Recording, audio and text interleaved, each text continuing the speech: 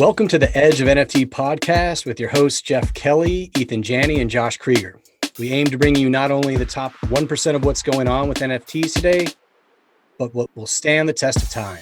We explore the nuts and bolts and the business side, but also the human element of how NFTs are changing the way we interact with the things that we love.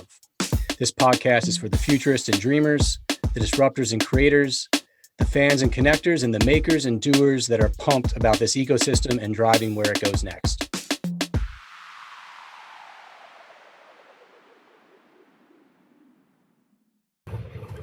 Love you guys. This is day 3. You're still rocking out.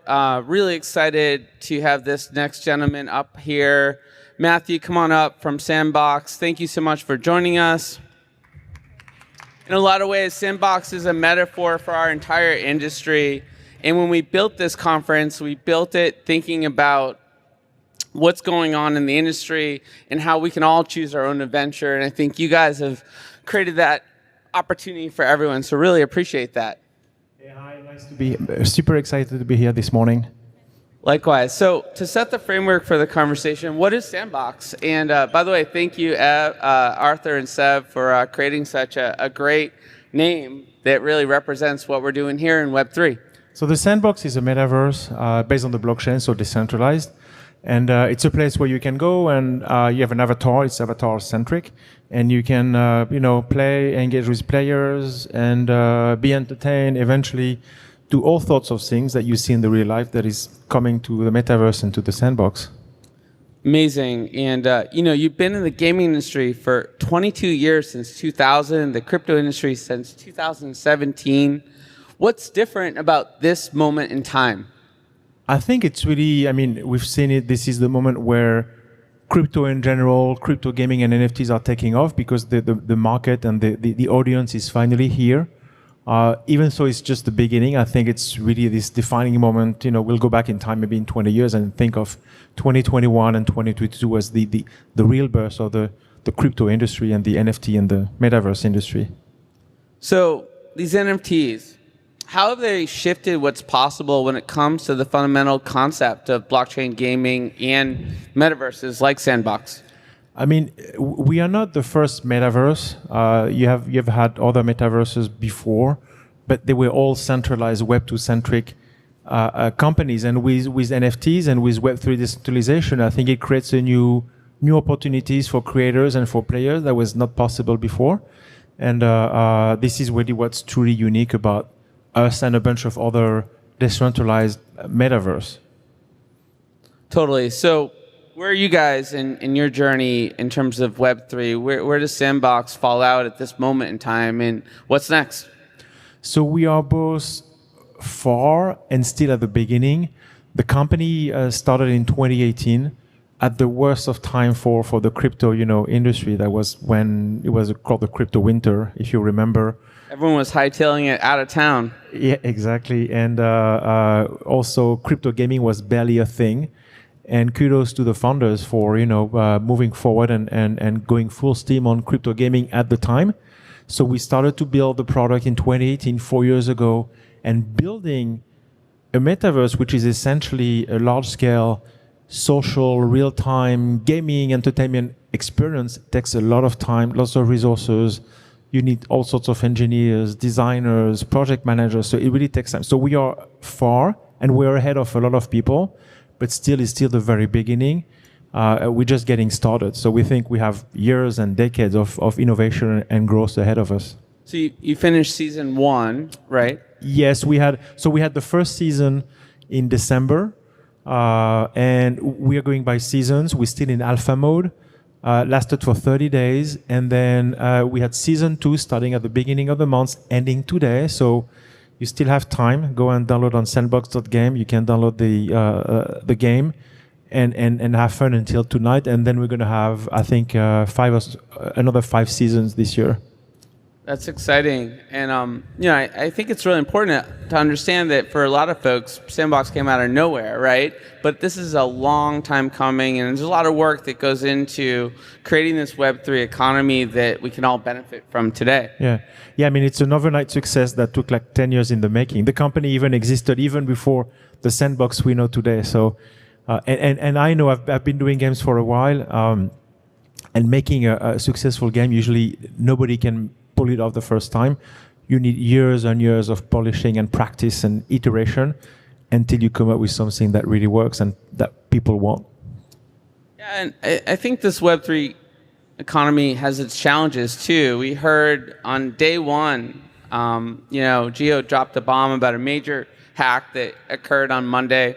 And I'm curious how Sandbox looks at the risk and benefits of decentralization and how you need to balance those considerations around protecting people, especially when we're talking about mainstream adoption, which is the theme of this conference. Yeah, there is always this tension about going full decentralized, being fully decentralized, and which makes it a bit harder for ordinary users. If you have to own your keys, the seed words, for example, it's not intuitive for a lot of people, but it's also very, very safe, as opposed to going, maybe less decentralized, making it easier for users, but a bit more risky. So I think it's a very hard balance to find.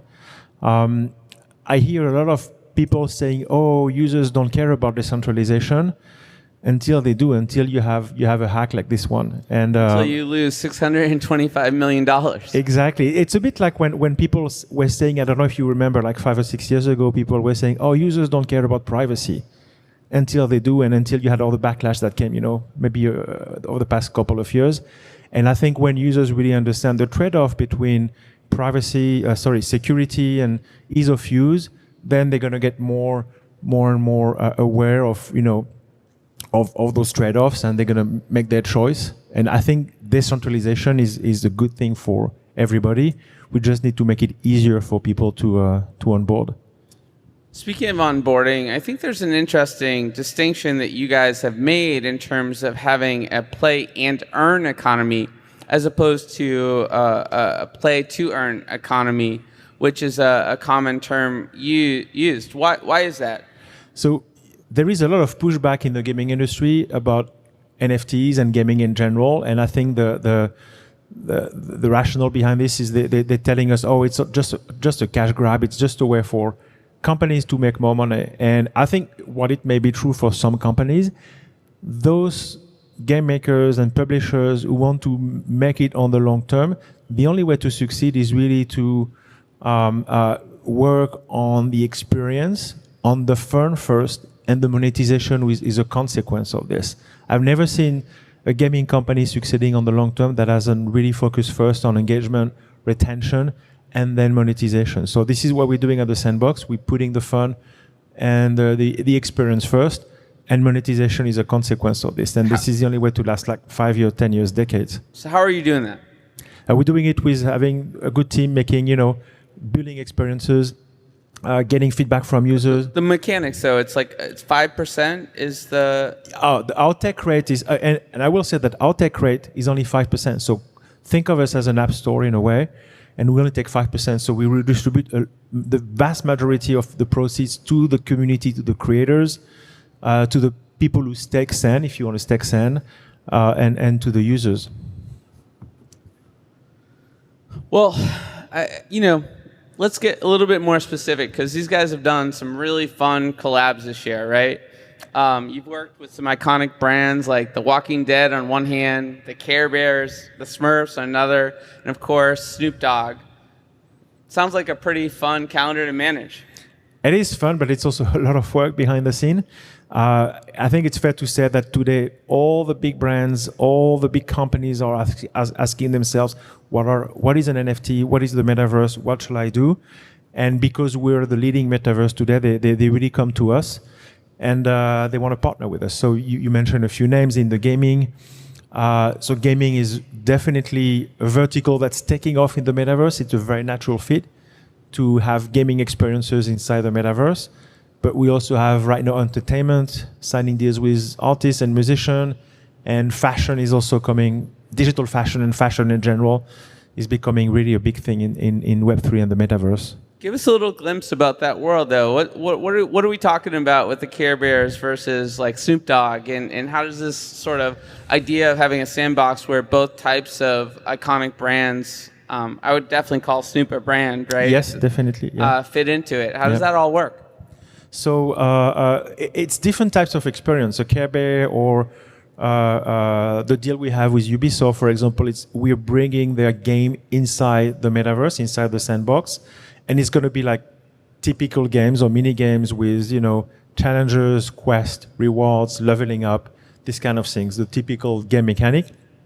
And then when we work with a brand like Snoop Dogg, for example, we're focusing a bit more on the entertainment side. So we have announced we're gonna have a virtual concert with Snoop Dogg in the next few months.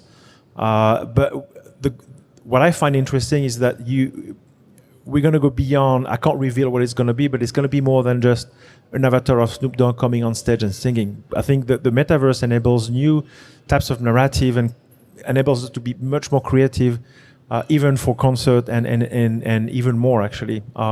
So different types of verticals, different types of experiences, and fashion is something else even.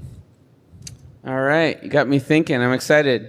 What do you see as the sandbox for big brands? And actually, let's talk about upstart brands too and creators in this new Web3 economy. Let's zoom out a little bit. So for small companies, for individuals, it's super easy to download our tools, and you can already build experiences, you can build assets, you can build logic, and it's the barrier of entry for trying and experimenting is very low. So I would encourage everyone to come and play with the Creators tool. And for big companies, sometimes they're setting up teams themselves, so we partner with them and we built it for them. And what they can do in the metaverse is, it depends on who they are. Some companies, they just buy a piece of land, just to get started, and they are waiting. They're also educating themselves. Some companies go a bit further, and they're building more like showrooms, or they want to show their product or services.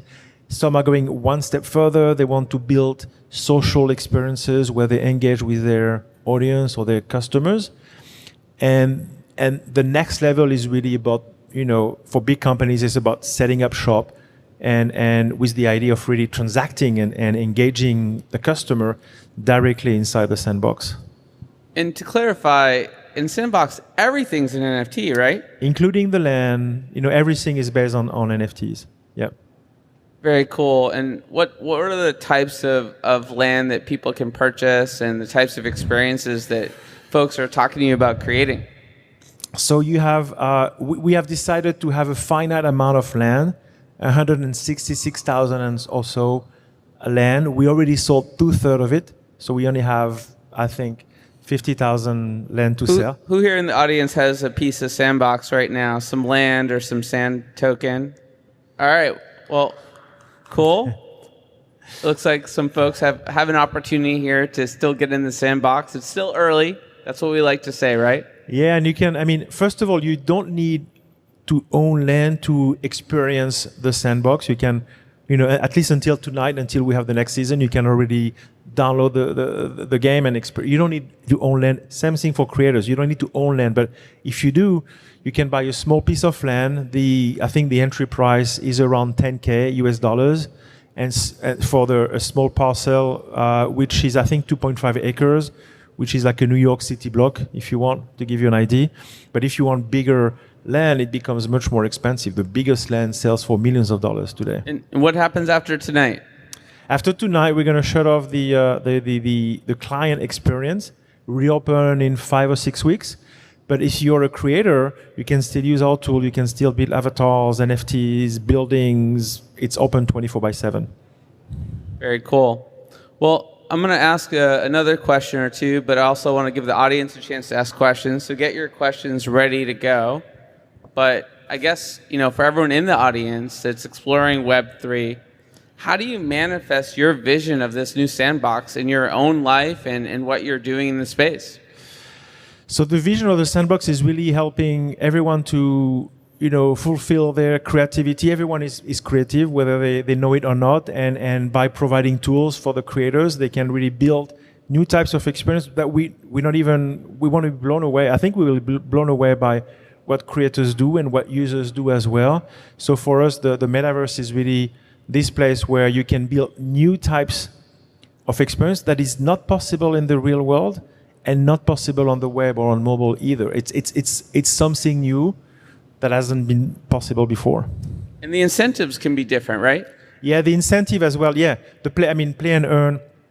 For the first time, we are creating a circular economy with the Sand token, where if you're a creator, you really can monetize your creation, you can engage with your audience, and you can resell it, and you own it. This is the big difference between Web2 centralized metaverses like Roblox or Minecraft or Fortnite and others, as opposed to Web3 metaverse companies. Exciting stuff. Do we have any questions from the audience for Mathieu?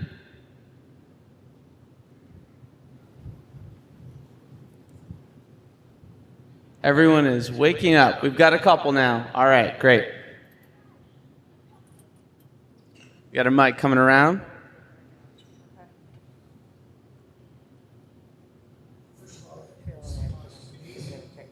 Congratulations on all your success.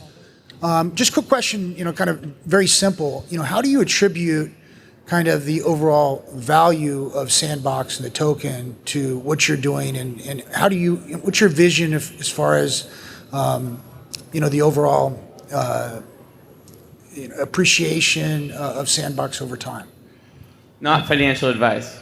Yeah, exactly. I'm not a financial advisor, but the thing is, we don't value it ourselves. It's the Sand token is already publicly traded on 45 exchanges around the world. I think in the US it's Gemini and Kraken, I think, and more exchanges around the world. So it's not us; it's a marketplace. You have supply and demand. I think as of this morning's exchange rate, I think the Sand token on a fully diluted basis is worth $11 billion. That's for the token. And for the land, same thing. We don't really make the price. I mean, we sell land, we call it primary sale, and we're opening up, from every few weeks, we sell a few pieces of land ourselves. So we set the price, and we have the same price in sand since the inception of the company. It's 1,000 sand for regular land, and it's around 4,500 sand for premium lands. But then if you go on OpenSea, you find land you can buy, and again, it's just supply and demand. We don't really come up with the price. If you look at the whole, if you aggregate all the value of all the lands today in Sandbox, it's valued at a bit more than $2 billion as we speak. But we don't set the price. It's really the market. Was there another question over here at some point? Yeah. Hey there. Thanks for being here. So my question is, so obviously when Meta announced that they were getting into the metaverse, this was a huge transformation. And that's when we saw Sand blow up and Mana blow up and everything blow up. So as a business, what's your vision, or how are you guys planning for, as Meta continues pushing down this road, how does something like Sandbox continue to compete, or what niche are we continuing to carve out? So first of all, we know very little about what Meta will do in the metaverse. So I don't know what they're going to do. I can say my belief is that Web2 companies, they're going to try to enter the fray, and some of them already have a metaverse. But most of them approach the metaverse purely from an immersive experience perspective, which is also part of what we view. But they are lacking the Web3 component, the ownership, the decentralization. And I think it's going to be nearly impossible for the incumbents, for those centralized Web2 companies, to change the Web2 engine that is so entrenched, that is so deep in their business model, so deep into the culture and what they've been building over the past decades for some of them. And changing the Web2 engine by a Web3 engine is almost impossible. It's like changing the engine of a plane while it flies, especially at their scale. They're big companies. So my view is that they will still be very successful. Don't get me wrong, I admire what they've done. I mean, amazing products, great business model. But I think they will become legacy business, probably surviving for a very long time. And I see Web3 companies really are the ones that are going to really take off and grab a big piece of the market. And this is coming from a guy that built in Web 2, right? You've built several successful gaming companies using Web 2 technology. Exactly. But you're all in on Web 3. I'm only on Web3. I'm really passionate about crypto. And I don't think Web3 is going to replace Web2. It's just going to go beyond and make the whole thing bigger. Cool. Other questions from the audience? Everyone's taking it all in. Oh, here we go. Quick follow on there to the incumbent Web 2 providers that are moving into this space. Are you going to steal the march by working on interoperability? So are you already speaking with Decentraland and pick your flavor of metaverse? What's that conversation like right now? So yes, we very much believe in being interoperable. We don't claim we're going to be the only metaverse in town. We think it's going to be a multi-metaverse world where you have different value proposition, maybe different niche for different people, and even by land size, we only have 166,000 pieces of land. So we don't even want to be the biggest by land size. We just want to be the most exciting, the place where we have all the creators, where we have the most exciting people, the most exciting brands, the culture coming into to the sandbox. That being said, yeah, we are very open to working with others, and I mean the core of Web3 is even, I mean, it's not our decision. If you own an NFT, it can go from your metaverse to another one. We don't really have a say as it's part of the standard. But the NFT, as you know, it's like almost like metadata, right? It's just information about what is your avatar, what is the rarity trait, what is the color of the eyes and the color of the hair or the wearables. So this will go wherever you go and wherever metaverse you choose to go. Then it's up to the metaverse in question to decide how they're going to render it. Because we have this voxel style. If you've seen the sandbox, it's very pixelated and it's by choice. But if you go to Decentraland, it's much more realistic. And some other metaverses are going all the way to being hyper realistic. So it's up to the each metaverse to decide how they're going to render NFTs minted on other platforms, but we're a big proponent of being interoperable. All right. I guess on that note of interoperability, how do different blockchain chains fit into that? I mean, we're talking about something that's not easy, right? When we talk about building bridges and to an interoperable world. How long will that take for true interoperability from your perspective? From different blockchains, you mean? From different blockchains and different metaverses, like where are we in that journey? I think we're at the beginning. Between metaverse, as long as they are built like us on Ethereum, I think it's going to be easier. It's still going to take some time because you have to build those connectors or those transformation tool to transform an NFT from one metaverse to another one.